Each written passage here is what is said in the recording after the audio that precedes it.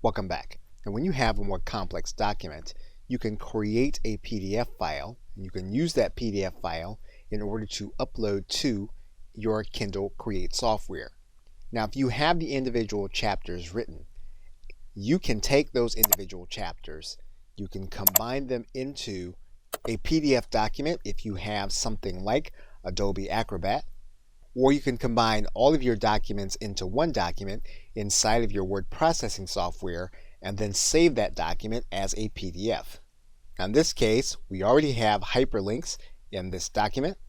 We also have a chart in this document, and we may also even include an image.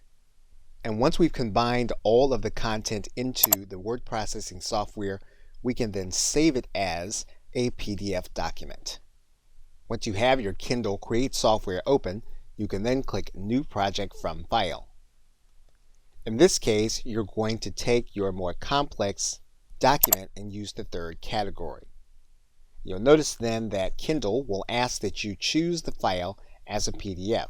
So we're now going to grab the PDF. And we'll find it on our hard drive and then click Open. And then Kindle will import our document.